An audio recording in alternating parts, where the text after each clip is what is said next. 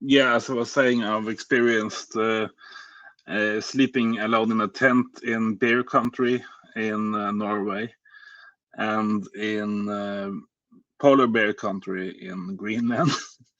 And if you're in a tent alone, and the night is long, perhaps if it's in autumn, winter, you have very, very many hours.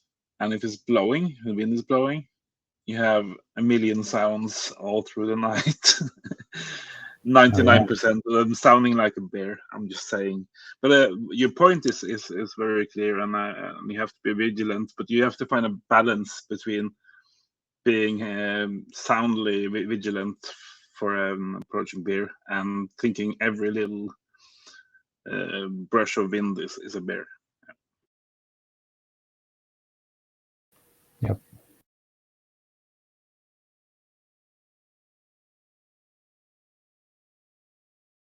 Which can be pretty hard because your imagination and your fantasy is playing a game with your head. This is not the alien cortex expressing itself, but in perhaps a reasonable way. Well, it's probably more like the jungle within is scaring the shit out of the alien cortex. Yep.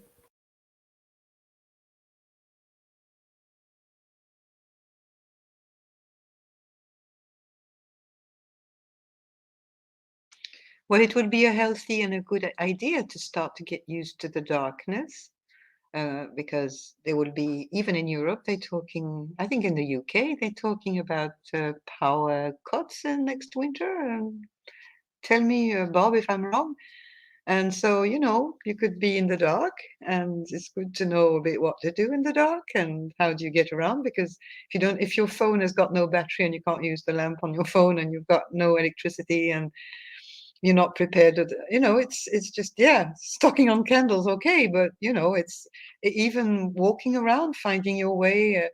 A lot of people younger than me are really afraid of the dark. They're afraid of going out. They're afraid of walking at night. They need lights, street lights. They need everything. They're not able to handle the darkness of night at all, at all. And yes, getting used to the dark. Yeah, in more ways than one, metaphorically even. Yes, yes. hmm in some places, it's never dark. Yeah, that kind of reminds me of like, how there's like satellite images of the Earth, and then on the night side there's just tons of city lights. You can see it from space. It's like we're so afraid of the dark that we won't even let the night side of the sky have its place.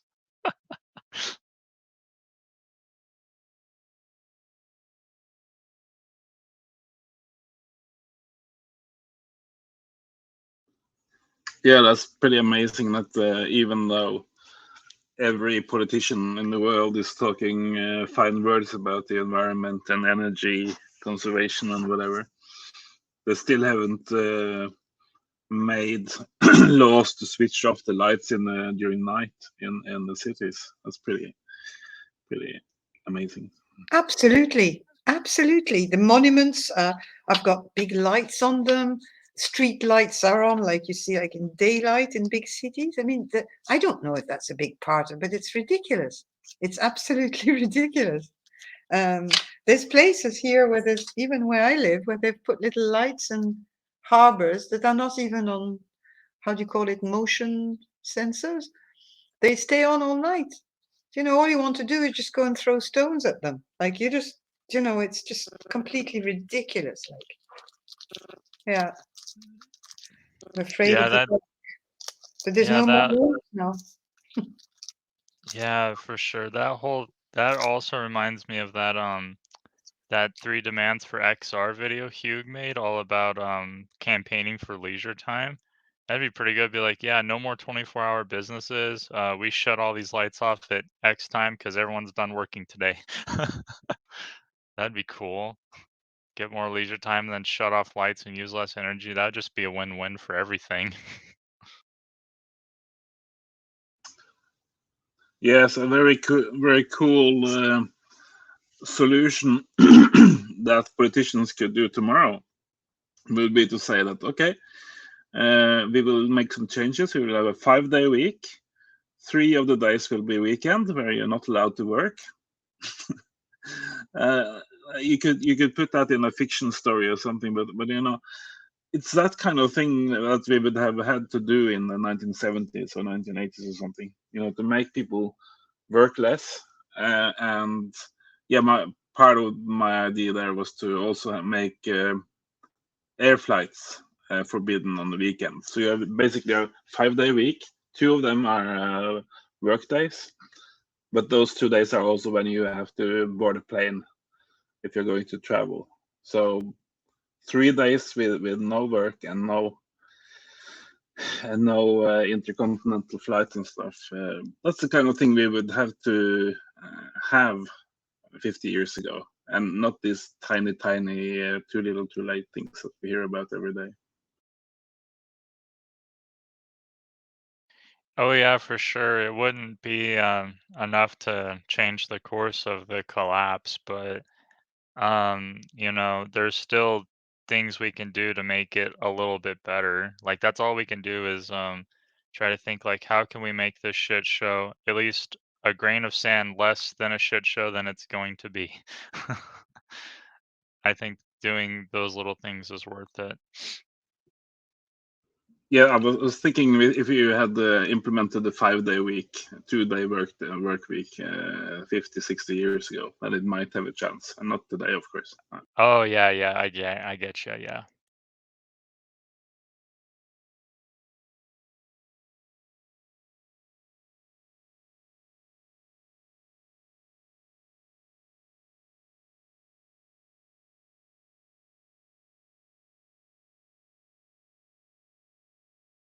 This is a random side note, but I've realized it's my art process is slow because, the whole householder thing of taking care of life, working a job and all that. I'm still working on that picture Hugh pointed me towards. And I realized something like a week ago that the drawing is structured like a mandala. And it's like, wow, I didn't even plan this out. It just turned out that way. It has the 4 corners and everything. Yeah, wow. Oh, that's great. Yeah, we like to see some of your art when you have a chance. I'm still sketching it. It's taking a long time though because the state of my existence is constant tired because of all the crap I have to do all the time. But it's getting there. There's still a lot to do. I'll share the big sketch when it's done because I have all these peripheral pieces I'm drawing on separate papers, and then I have to put it all together because it's actually quite a big picture, and it's highly detailed. So it's just taking me a long time to do this, and I'm having to learn how to draw stuff I've never drawn before. So it's all these things going together in this, and it's like I hope I get this done before the grid goes down because I won't be able to show anybody it if it does. That's the same worry that I have about my eco books that I'm writing, because what's the point of writing the best 1,000 pages eco novel if no one is ever going to read it? It's a constant source of fear. Well, for me, I feel like that the process of the art changing me makes it worth it, even if I can't show it to anybody. The process of going through it, mulling over it, having those dreams and stuff, and daytime visions, and then putting those down, and then constantly chipping away at the details. I feel like it's sort of like a constant metamorphosis where the art is actually sculpting me in a way. So even if I don't finish the picture, it's still worth doing it, even if I can't show it to anybody. But I Yeah, would like to, because I feel like that absolutely. I would like to show it once it's done because I feel like this thing is my masterpiece. Yeah, absolutely. I was at a what do you call it, a debutante, when you debut with your first book. So I was at a debutante seminar somewhere in Norway, Lillehammer, and we were all sort of first timers when it came to writing a book or having written a book and had it published. And when we talked in the sessions, it was kind of interesting because both myself and most others of the authors, they found that the one thing, basically everything sucks about being out with your first book. Everything sucks. No one wants to buy it except your mother. That goes for that goes for big and small publishing houses. Basically, no one is interested in the most important thing in your life. Nobody cares. Absolutely nobody except your mother and perhaps your sister wants to buy it just to be kind to you.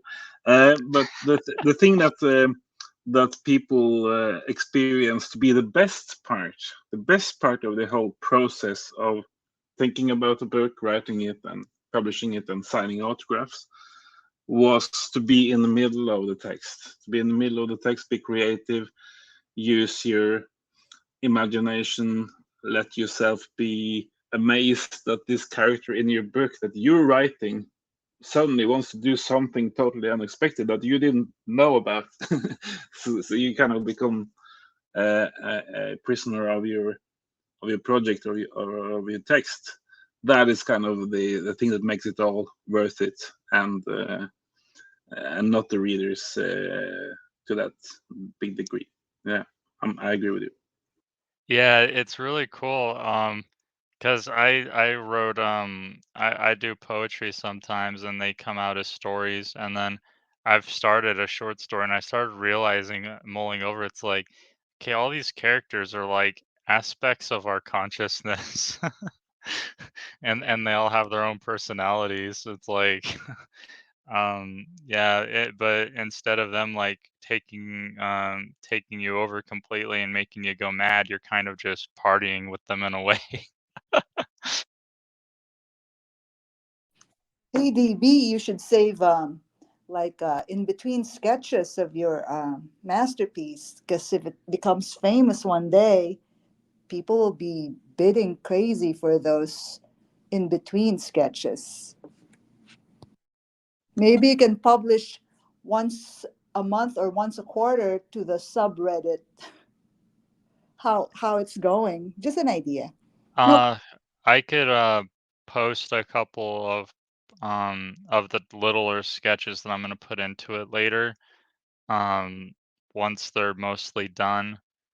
But it'd be a miracle if I made money off my art. That'd be cool. If you do, I hope you'll Patreon us to go live in the wild and hunt stuff like we were talking about earlier. Oh Maybe the yeah, free deadline.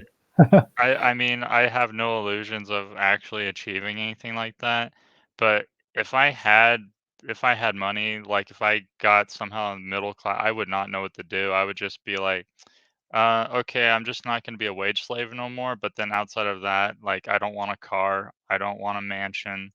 I literally do not want anything. It's a weird state of affairs that no one understands. Well, people here probably do, but like my friends and family, they're always talking about the lottery and all the stuff that they'll get. And I'm like, first off, I'm never going to win the lottery. I almost got struck by lightning in June. So if I was going to win the lottery, it's not going to happen now, if you know what I mean. And so, um, yeah, I have no illusions of that. And I don't want any material things. I don't want to be famous. That shit kind of scares me, honestly.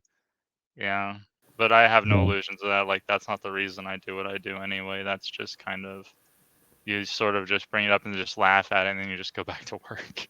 Well, that stuff is an illusion. Yeah, exactly, I'm not, one to have these illusions that are gonna, at worst, chain me to something or no, at best, chain me to something, at worst, make me suffer.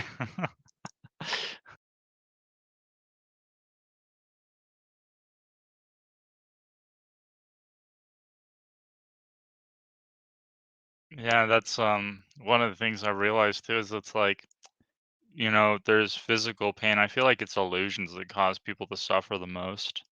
Illusions, and then reality not matching these illusions that they have. Yeah. Yes, that's what I was trying to express earlier when we were talking about the prehistory of the Extinctionati. You know, when you still had the Roger Hallam and XR and Just Stop Oil and all of these things. I forgot the word, but you know, to be under an illusion, to be torn between, is this going to save us all? Is this just the latest chapter in a futile thing? You know, to go in and out of hope and stuff is very, very mentally tiring, I think. Maybe the Yeah. only hope we have is to, like you guys, as we all have been talking about, is to blunt the impact of the crash. But even that is a big order. It's a tall order. There's Yeah. also what we can do to help people around us, and that is more, or if not more important, as important, in my view. Yeah, that's what I'm thinking, is that to blunt the crash for us, Mm. for people around us, for general society. Just, I don't know. Every little action we take might lessen something in the future. Yeah, and I I get okay. I love that. I agree with it. You know, specifically the people around us working to try to create a network that helps each other is great. One thing that I'm sure folks here, you know, recognize this concern, but one thing that I always find missing from these from conversations about situations like this is just an acknowledgement of the other players on the field, you know, the elephants in the room. When I think about the, at least in the United States, the kind of bourgeoisie class and the, you know, the people who kind of control power, you know, it's really interesting just to try to pay attention to what they're doing and watch out, because they, you know, they'll have a big impact that we'll have to kind of watch out for or maneuver around. So yeah, I don't know. Building those networks now is helpful. You see, I have to arrest you because you're not allowed. You're not allowed to call people the elephants in the room in this kind of context. If you're going to talk about elephants, it's got to be fucking elephants, okay? And Yeah, not it's some kind of disrespectful to elephants. not some kind of group of people, because the big elephant in the room, even in these highly advanced conversations, is and are the animals and the plants all the time. I'm not really angry with you. I just wanted to say that I was surprised that when you mentioned elephants, it wasn't the real elephants. Yep. The assholes behind the curtain. Yeah. So you said to blunt the collapse. I totally get what you're saying and what you mean, but I'm not really sure that I technically agree with you, because I think just because of the plants and the animals and the other species, I think the best thing is if a collapse is as total as possible. Of course, with the people surviving, because we always survive. We're like cockroaches. But I think to blunt the collapse, to me, that is kind of mainstream green movement talk. I think the best thing is if society collapses totally and there's no trying to make it work again, because I think that's the best ecological solution for the most species and most individuals of plants and animals and people overall. Yeah. Oh, absolutely. Absolutely. Yeah, when you mentioned the bourgeoisie, I started thinking a little bit because, like, Hugh would call like middle class or the rulers as like vogons and stuff, and I'm sitting there thinking, yeah, blunt they of course the middle class want to blunt the collapse because they don't want to lose their golden chains because they're house slaves. Yeah, indeed. I think there's room in there. I fully agree with going south, but I also got the sense that that was kind of more in a personal, in your individual relationships kind of thing that I was saying. And I think there's room for both. But yeah, the idea of slowing down the global collapse, I mean, that's just not within our control, and it's a thermodynamic process at this point. Yeah, yes, I think the way that we can best blend or slide more easily into the post-collapse is exactly what we've been talking about today. Like Sophie going on about how to eat plants without dying, and all kinds of snails and kelp, and for different areas of the world, there is always something you can eat, and you can or will join up with other people during the process. I think when it comes to it, and you will form a kelp eating society or whatever. I think that's the way to blunt the collapse for you individually. Yeah, when it comes to psychic preparation, if someone were to ask me like how I do it, it's like, well, I try to think thoughts that a wolf would think or an eagle would think. And I'm pretty sure their priorities is where do I hunt prey? That's their priorities. And then after they're full, they just chill. Yeah, like I was also thinking blunting the impact could include what you were discussing earlier going south about, turning off energy or not having plane flights on the weekend. So it's all just, yeah, it's just kind of lessening the impact of the coming crash. So I can see how it's easy to just think about the human plight, but yeah, you're right. There's the bigger world of other living things. But if we lessen our energy use, then it also blunts the impact on them. Yeah, but it feels like you're talking about the crash or the. We're in it now. I think we're in collapse for a little while now, but it's accelerating, which is a good thing. Collapse of society, anyway. And I'm not saying the ecological collapse is a good thing, but it's just the faster the societal collapse happens, the better for the natural world. So. But I still, and I used to defer a lot with Hugh on that because he was thinking about, well, it depends. Sometimes he used to say it was going to be sudden, sometimes it was, but we're in it now. It's just that lots of people don't see it, that things are falling apart. And that's why when we started, I was asking you, where are you now? What are you doing? Because I don't see something that's going to suddenly, like out of the sky, just come on you, and that's the collapse. It is now, we're in it.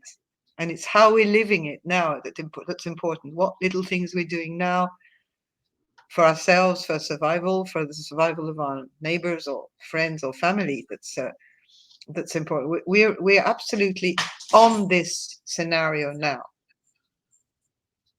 Yeah, and that's true. And then also I feel like I mean, obviously it's all out of our control. We can only speculate, but I think and Hugh said this and I totally agreed with him, that slavery is dependent a lot on the psychology of the slaves, because if the slaves never submitted into slavery, there would be no, civilization destroying the planet and slavery in general. But as long as the people of a country consent to, doing the work to maintain the system will just, it'll just go on as long as it can, as long as it can draw energy.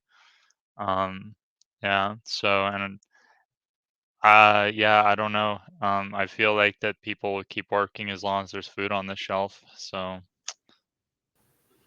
Yeah, and I think this is an important point that you mentioned. You know, the thing is, collapse will see that recede to some. I mean, you know, I wish that social collapse happens as quickly as possible to preserve as much of ecology as we possibly can, because holy cow, that's trouble. But you know, even in the U.S., the system is going to operate, even if it's decimated, it's going to operate in some areas as much as it's able, like you said, to draw energy. But you know, I think I I do kind of, at least in the U.S., I'm worried about the talk of like averting collapse or trying to blunt it because I mean, you know, none of us are going to make it out of this life alive, right? Like none of us are getting off this planet this way, you know, and so it's valuable to talk about taking care of our family and loved ones and the people around us. That's really valuable, but I don't think we should delude ourselves. At least in the U.S., I just my sense is that it's so volatile and tricky. You know, I don't expect half of us will make it through, and I think that that's important to reckon with, even as we prepare. Yes, there is a tiny distinction I would like to make between emphasizing 100% with a million plant and animal species and being egotistical, because here as well you are actually allowed to be egotistical, and the funny thing is that it doesn't matter. But the thing is, after the shops close and society is no more, your best bet for a food source every day and for your kids for the rest of your life is a functioning plant and animal world. So it's not really a big difference between being egotistical and being compassionate about every living species. It's the same thing. This is your new refrigerator. This is your new shopping mall, the free nature. You don't really have to be totally Gandhi and worry about killing an ant on the path or anything. Just realize that once this society shuts out the lights and closes the doors, you're on the bet for to getting a subsistence life. A future is what remains of living nature. Yeah, that's true for sure. And another thing that's probably hard for normies to understand is you can like I can love a deer and then eat them too, right? That sounds contradictory and kind of fucked up, but I kind of feel like in a way the predator prey relationship is like that because if you think about it, like if there were no deer herds, there'd probably be no human like hunter gatherers or wolves. So you kind of have to acknowledge your dependence on those animals that you eat for sure. Yeah, I'm really excited that the mythology created by the supermarket would go away, you know, and the factory farming and all of that that's associated with it. Good riddance. But, Yeah, you know, and that's an important point too because so there is I feel like that whole factory farming thing, there is no better expression of contempt for animals than denying them their freedom their entire life, huddling them like that, and then killing them and eating them. Because indeed. even though we hunt like deer and elk and eat them and stuff, at least most of their species is free. That's the thing. They're totally free to determine their lives. It'll be quite an adjustment, you know, and I totally agree. It'll be quite an adjustment for people to try to get back to a natural relationship with the ecosystem. You know, that's not something everyone's going to be able to do, but that is how we are designed, how we are made.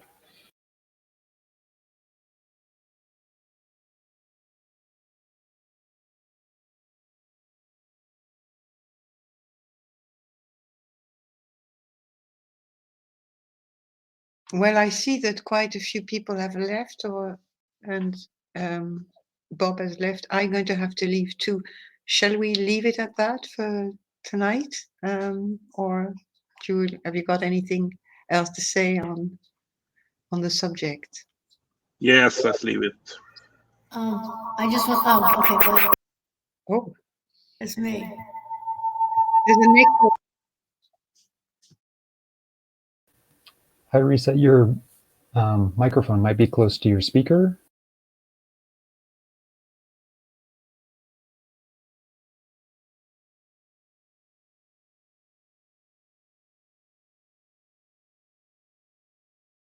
Okay.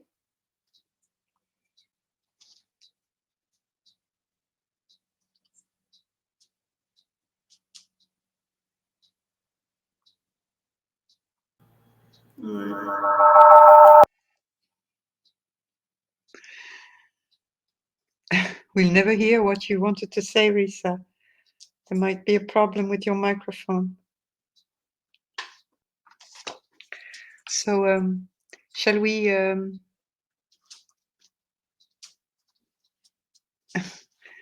Okay, shall we fall still for a moment, and we'll talk soon, maybe in 2 weeks. Actually, I think the next meeting. Thank you, everybody. Thank you all. Really appreciate your time. Yeah, thanks. It's good to be back. I was gone for a while.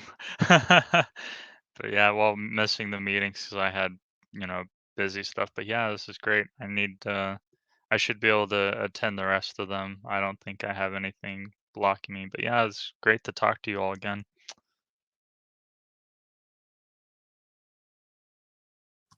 Yeah, we'll keep the meetings up, just a bit less often, but I'm really happy we meet up, and we have plenty of things to talk about anyway. Bye-bye. Take care. Ciao, folks. Bye, everyone. Thank you. Yeah, thanks, everyone.